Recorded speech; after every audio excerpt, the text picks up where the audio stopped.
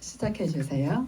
11강 영적인 사람의 표 고린도전서 2장 14절 육에 속한 사람은 하나님의 성령의 일을 받지 아니하나니 저희에게는 미련하게 보이며 또 깨닫지도 못하나니 이런 일은 영적으로라야 분별함이니라. 영적인 사람의 표는 무엇인가 이 시간에 알아보겠습니다. 첫째는 행복해지기보다는 거룩해지고자 하는 소망입니다. 스스로 높이 성화되었다고 고백하는 기독교인들 가운데 흔히 보는 행복해지기를 열망하는 모습은 실제로 그러한 성화가 존재하지 않는다는 사실을 증거하는 충분한 증거가 됩니다. 진정으로 영적인 사람은 하나님께서 우리에게 기쁨을 주실 때 그 기쁨이 우리 영혼의 해가 되지 않을 정도가 된 후에야 풍성한 기쁨을 주신다는 사실을 알고 있기에 그것을 즉시 요구하지 않습니다.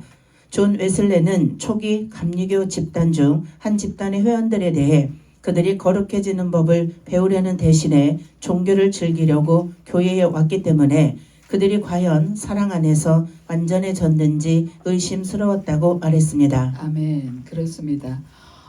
오늘 새벽에도 그랬고 어저께도 우리 고 목사님이 말씀하셨어요. 영적인 사람, 영적으로 나아가는 것은 우리 마음에 사실은 우리 자아를 넘어야 가야 되겠죠. 우리 자신을 넘고 그 다음에 하나님의 하시는 일들을 보라고 그랬어요. 하나님의 하시는 일들을 볼 수 있고 내어드릴 수 있는 것이 우리들의 마음이라고 그랬어요. 근데 행복해지려고 여기 보니까 거룩해지고자 하는 소망이 있다고 그랬거든요. 행복해지기보다는. 그런데 우리가 영적인 사람이 되기 전에는 행복해지려고 굉장히 노력을 많이 하잖아요. 그죠? 그게 인간적인 속성에서는 모두가 다 행복하려고 그래요. 우리뿐이 아니고 사실은 이 영적인 사람이 되지 않았을 때는 행복한 것이 가장 우리에게 꼭 필요한 것이고 그렇게 해야 되고 행복해야만이 모든 것이 다 이루어졌다라고 생각을 합니다. 그러나 우리 영적인 사람들은 행복해지는 것은 세상에 구할 수 있는 것이지만 우리가 거룩해지면 행복은 저절로 따라온다고 그러셨어요. 근데 그 말이 맞는 것 같아요. 지나고 보니까 그런 것 같아요. 전에는 저도 행복해지려고 많이 노력을 했었습니다. 그런데 이 말씀대로 이 말씀을 접하고 나서 우리 가나안 24강을 접하고 나서 보니까 진정 우리가 정말 하나님을 닮아가며 거룩해지는 삶을 살 때 행복은 저절로 따라온다고 그랬단 말이에요. 근데 반대로 생각하게 된다고요. 그러니까 우리가 하나하나 한 걸음 한 걸음 더디지만 거룩해지려고 하고 하나님의 일 닮아가려고 하고 주님의 사람으로서의 나를 이길 수 있는 그런 사람으로 변화되어 가는 것이 곧 나를 이기는 것이고 거룩해지는 것이 아닌가 생각해 봅니다. 두 번째, 진정으로 영적인 사람은 일시적으로 수치를 당하거나 해를 입더라도 자신의 삶을 통해서 하나님의 영예가 더욱 드러나는 것을 보기 원하는 사람이라고 할 수 있습니다. 그러한 사람은 아버지의 이름이 거룩히 여김을 받으시옵소서라고 기도하면서 조용히 주님 이를 위해 어떠한 대가라도 치르겠나이다 라고 덧붙입니다. 그는 일종의 영적인 행동 양식으로 하나님의 영예를 위하여 삽니다. 그의 선택은 오직 하나님의 영광을 위한 것입니다. 그는 혼자 심사숙고할 필요가 없습니다. 심사숙고할 일이 전혀 없습니다. 그는 오직 하나님의 영광이 필요할 뿐입니다. 그는 마치 숨이 막힌 사람이 헐떡이며 공기를 마시려고 하듯 하나님의 영광을 갈구합니다. 아멘. 정말 하나님의 영광을 갈구하기 위해서 헐떡여 보셨습니까? 정말 하나님에 대해서 우리가 감사한 걸 모르고 살 때가 너무 많아요. 솔직히. 하나님이 주시는 이 공기가 얼마나 소중하고 귀한 것인지 숨을 제대로 세워보지 못할 때 내가 가빠서 허덕일 때는 이 공기가 얼마나 귀한 줄을 알아요. 그렇게 알게 되더라고요. 저도 보니까 항상 건강할 때는 아픈 사람의 시정을 몰라요. 내가 아파봐야 그 사람의 마음을 알고 시정을 알게 되듯이 우리 하나님께서 우리에게 주시는 건 무한이에요. 정말 귀하고 소중한 것인데 소중한 것을 내가 알지 못하고 넘어갈 때가 너무 많다라는 거예요. 감사를 모르고 넘어갈 때가 너무 많다라는 거예요. 그런 것을 생각해 보면서 이 우리가 하나님의 진정으로 영적인 사람의 일시적인 수치를 당하거나 해를 입더라도 자신의 삶을 통해서 하나님의 영예가 더욱 드러나는 것을 보기를 원하는 사람이라고 했습니다. 수치를 생각하지 않고 매일 삶 속에서 나를 뛰어넘는 삶, 그래서 그 나를 뛰어넘는 것은 말씀을 붙잡지 않고는 뛰어넘을 수가 없더라고요. 내가 넘어지려고 할 때에 거기에 합당한 말씀을 주셔서 그 말씀 붙잡고 우리가 힘을 얻고 넘어설 수 있는 그런 것이 아닌가 저는 생각해요. 세 번째, 영적인 사람은 자기 십자가를 지기 원합니다. 많은 기독교인들은 탄식하며 역경이나 환난을 받아들이며 그것을 자기 십자가라고 부르면서 그러한 환난과 역경이 성도와 죄인에게 동일하게 임한다는 사실을 잊습니다. 십자가는 우리가 그리스도께 순종한 결과로 우리에게 임하는 역경입니다. 이 십자가는 억지로 지는 것이 아니라 십자가를 진 결과를 잊게 알면서 자원하여 지는 것입니다. 우리는 그리스도께 순종하기로 결정하며 그렇게 함으로 십자가를 지기로 결정하는 것입니다. 십자가를 진다는 것은 그리스도의 인격을 사랑하며 그리스도의 주님 되심에 자신을 맡기며 그리스도의 명령에 순종하는 것을 뜻합니다. 그와 같이 사랑하며 그와 같이 맡기며 그와 같이 순종하는 사람이 영적인 사람입니다. 아멘. 그리스도께 순종하기로 결정하는 것은 그래요. 나의 인격을 넘어서는 것이고 예수님을 따라가는 게 예수님의 인격을 닮아가는 것이잖아요. 그죠? 예수님의 인격을 닮아가는 것. 그게 굉장히 소망을 해요. 솔직히 저도 예수님을 닮아가기 위해서 정말 애쓰고 순종을 하고 하나님 어떻게 하면 더 하나님을 더 아름답게 닮아갈 수 있을까? 나의 모습 속에서 어떻게 하여야 그리스도의 모습이 나타날까? 정말 저 사람을 보니 예수 믿는 사람 같아 라는 말이 흘러나올 만큼 우리는 훈련을 하고 또 해야 된다라는 거예요. 세상에 나갔을 적에 저 사람은 어딘가 달라 예수 믿는 사람 같아 라고 말하는 사람과 저 사람도 예수 믿는 사람 맞아? 이렇게 하는 것과 우리가 하나님 앞에 영광을 돌린다라는 것은 우리를 보면서 저 사람을 보면 정말 예수 믿는 사람인 것 같아 자연스럽게 나올 수 있게 되기까지는 우리가 훈련이 돼야 된다는 게 하루아침에 되는 게 없어요. 예수님을 닮아가는 것을 저는 모르겠어요. 예수님을 닮아가는 것에 대해서는 이게 항상 훈련을 하고 말씀 속에서 주님을 바라보고 나도 모르게 이렇게 흘러나올 수 있는 우리 영성이 흘러나와 이 흐름이라는 게 굉장히 무섭더라고요. 위에서 내려오는 물, 맑은 물이 내려오면 밑에까지도 맑은 물로 내려가요. 흙탕물이 내려오면 흙탕물로 내려가거든요. 그래서 저는 항상 그러니까 남편 목회할 적에도 저는 그런 생각을 했어요. 아침에 어떤 사단이 역사를 해서 언쟁이 높을 때가 있었어요. 그런데 그 마음을 풀지 않고 강단에 올라서서 말씀을 선포하면 그건 누가 먹어요? 성도들이 먹어요. 그거는 다 독이에요. 선한 영향력을 끼치고 예수님의 그 사랑을 주는 게 아니잖아요.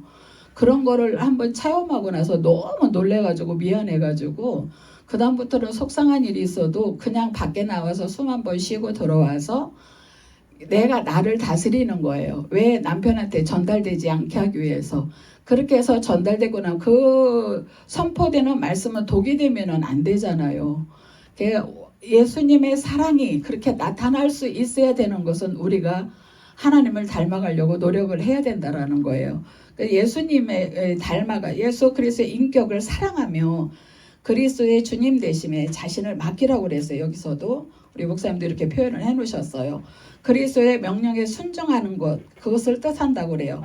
사랑하고 예수님의 이름을 사랑하고 이 내가 누구를 사랑한다라는 거 사실은 쉽지를 않아요. 그러나 자꾸 훈련의 반복을 하면서 주님의 이름으로 사랑합니다. 사랑합니다. 이 사랑도 연습이 필요하다라고 그러거든요. 우리 한국 사람들은 그러니까 외국에 나온 사람들은 뭐 부딪혀도 사랑한다라고 이렇게 하고 지나가는데 옆구리 찔러서 사랑합니다 해도 맞아 이렇게 하지 나도 사랑해 이 말 잘 안 나온단 말이에요.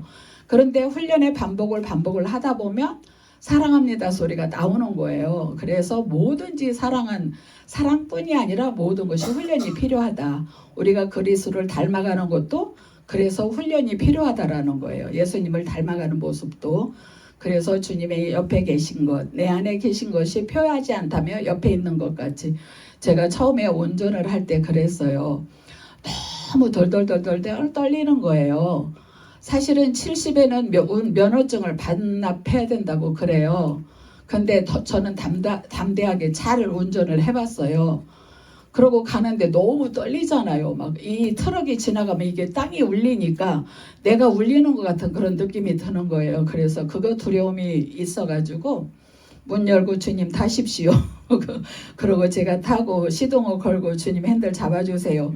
이렇게 하면서 근데 그게 처음에는 어색한 것 같은데 그게 자꾸 하다가 보니까 습관이 들어지더라고요. 그래서 타십시오. 이게 저절로 되는 거예요. 그러면서 가면서 대화가 이루어지는 거예요. 주님 앞에 대화를 하는 거예요. 오늘 내 이렇게 갈 때 하나님 지켜주시고 이렇게 해주세요. 내 뒤에는 아무도 없게 해주세요. 뒤에 빵 하지 않게 해주세요. 빵 하면 너무 놀래요. 막 해가면서 그랬는데 실제 가다가 저기 루밀러 이렇게 뒤에 보면 차가 없어요. 그러면 와 이렇게 막 마음이 놓여지는 그런 그게 되더라고요. 그 작은 것 하나라도 이렇게 하나님 앞에 어린 아이와 같이 자꾸 반복해서 묻다가 보면 그게 훈련으로 되어져 가지 않나. 그렇게 하고 나니까 한 1년쯤 되니까 조금 담대해지는 마음이 생겨요. 그러니까 우리가 예수님을 사랑하는 것도 마찬가지예요. 우리 주님은 우리를 위해서 목숨까지 버리셨다라는데 우리는 목숨 버리지 못하잖아요. 그렇다면 신용까지는 해야 되지 않을까. 그것조차도 훈련이 돼야만 된다라는 거. 네 번째, 모든 일을 하나님의 관점에서 보는 그리스도인이 영적인 사람입니다. 모든 일을 하나님의 자로 재며 모든 일을 하나님께서 평가하시는 것과 동일하게 평가하는 능력은 성령으로 충만한 삶의 표입니다. 하나님께서는 사물을 바라보심과 동시에 꿰뚫어 보십니다. 하나님의 시선은 사물의 표면에 머물지 않고 사물의 참된 의미를 꿰뚫어 보십니다.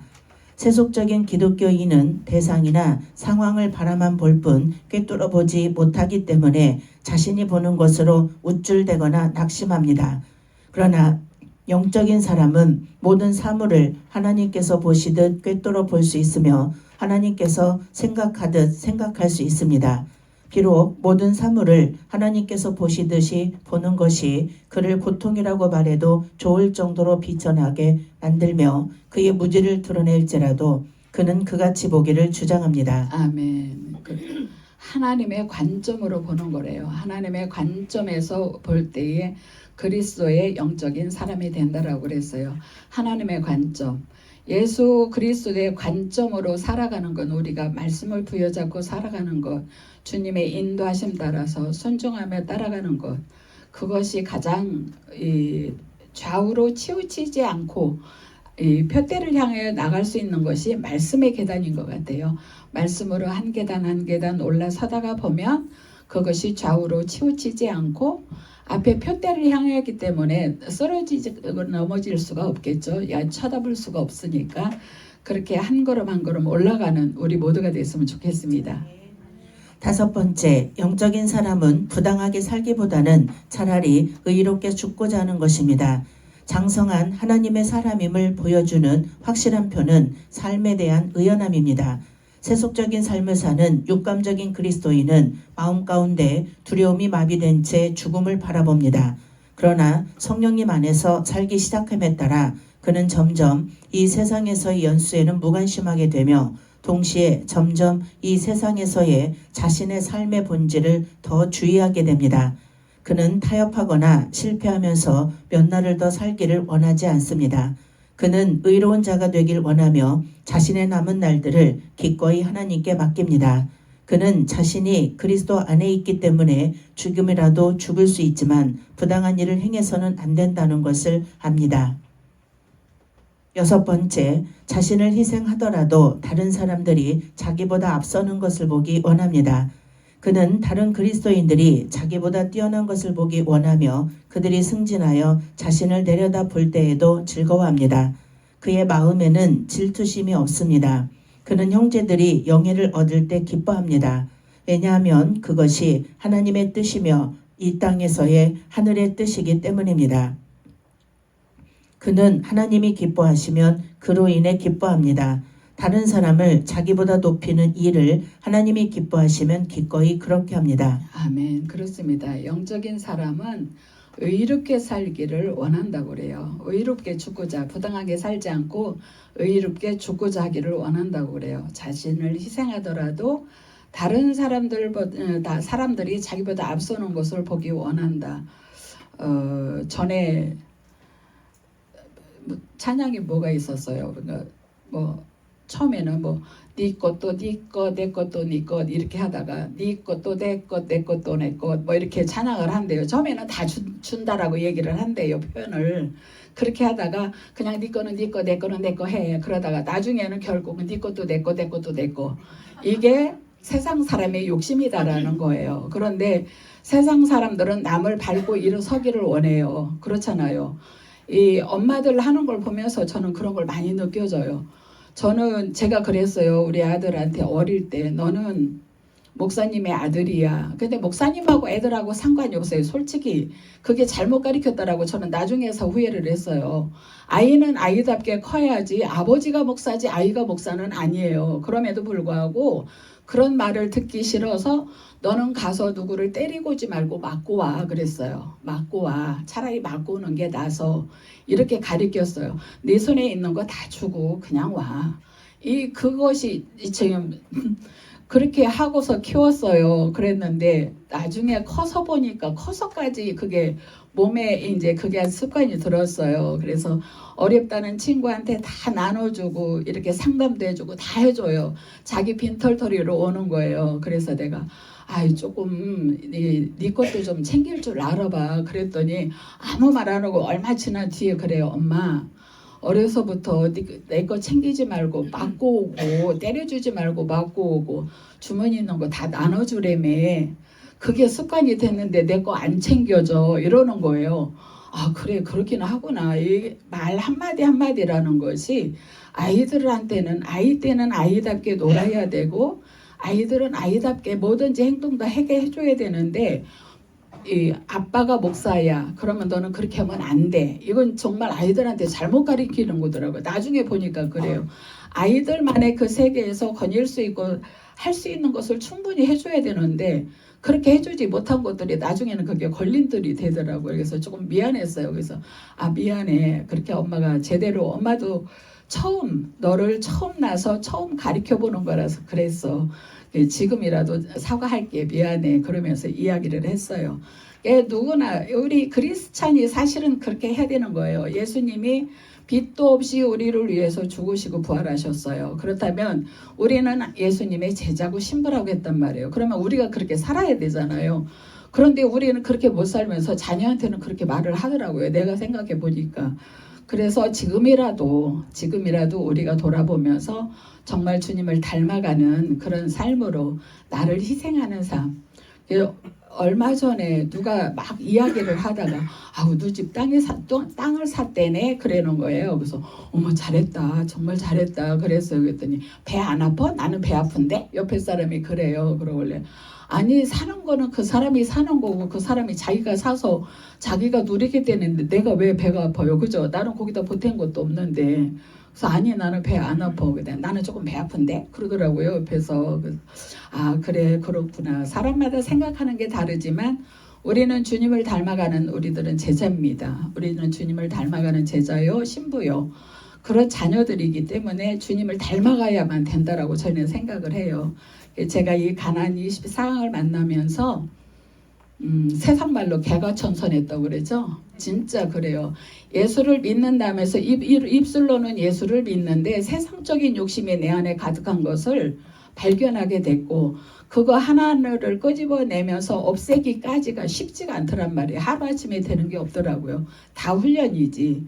그래서 이런 걸 보면서 작은 거 하나라도 내가 희생할 수 있다라는 건 주님은 아시잖아요. 나는 아무 주위에 두고 몰라도 주님은 아십니다.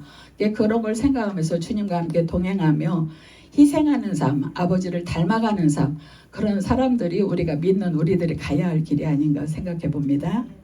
7번째, 영적인 사람은 항상 일시적인 판단을 하지 않고 영원한 분별을 합니다. 그는 믿음으로 세상의 유혹과 시간의 흐름을 벗어나서 이미 세상을 떠나 무수한 천사들의 무리와 총회, 곧 하늘에 기록된 처음 난 자들의 교회에 참여한 사람처럼 생각하고 느끼는 법을 배웁니다. 그러한 사람은 유명해지기보다는 유용한 사람이 되고자 하며 섬김을 받기보단 섬기려 합니다. 이 모든 일은 반드시 그 안에 계신 성령님의 역사에 의한 것이어야 합니다. 사람은 결코 스스로 영적인 사람이 될 수 없습니다. 오직 성령님만이 영적인 사람이 되게 하실 수 있습니다. 악한 영들은 사납고 거칠고 전투적인 분위기에서는 잘 소멸되지 않습니다.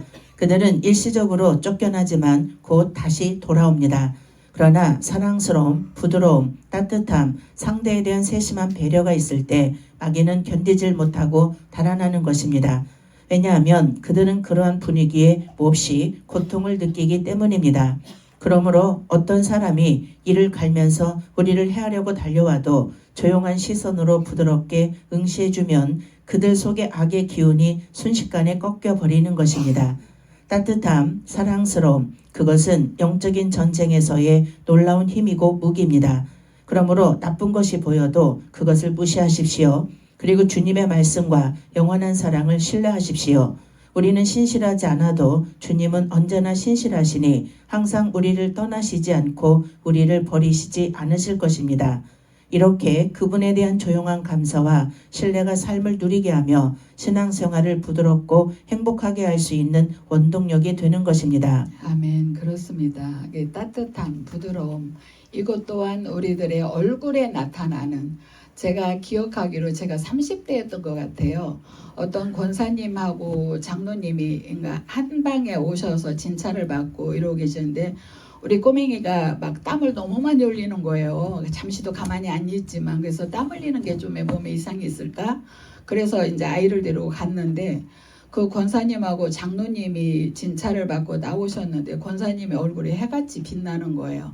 얼마나 얼굴에 잡티 하나 없이 너무 고운 거예요. 머리도 하얗고 그러신데 그 얼굴에서 나도 모르게 막 기대고 싶은 왜 우리 고향 생각하면 엄마 그리운 엄마 이런 생각을 하듯이 그 권사님을 보내더니 너무 부드럽고 사랑스럽게 보이면서 안기고 싶은 거야. 너무 그래서 물어봤어요. 혹시 교회 다니세요? 라고 봤더니 그렇대요. 권사님이래요. 그러면서 자신이 권사인데 내가 일을 많이 하고 싶었는데 많이 못했어요. 이렇게 얘기해요. 그런데 그 흘러나오는 그 부드러움과 따뜻함 여기서 목사님도 그렇게 표현을 해주셨어요.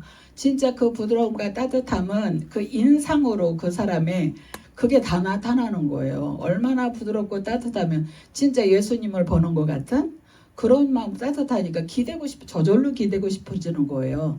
우리 한 사람 한 사람이 그랬으면 좋겠어요. 진짜로 어머 당신을 보니 주님을 보는 듯 합니다. 이렇게 하듯이 끝없이 우리는 하나님을 보는 분별력이 있어야 된다고 생각을 해요. 나의 생각이 하나님의 생각으로 관점이 바뀌게 보고 내가 조금 희생하더라도 정말 다른 사람을 위해 줄 수 있는 그런 마음을 갖는 것도 우리가 훈련이 돼야 되고 우리의 마음이 넓혀져야 된다고 생각을 해요. 마음이 좁고 나만 생각한다면 그런 게 나올 수가 없잖아요. 그러니까 나의 마음을 넓히면서 주님을 닮아가는 그래서 우리 모두 한 사람 한 사람이 예수 그리스도의 향기가 날릴 수 있는 그렇게 변화되고 훈련되어가는 우리 모두가 되기를 주님의 이름으로 축복합니다. 감사합니다.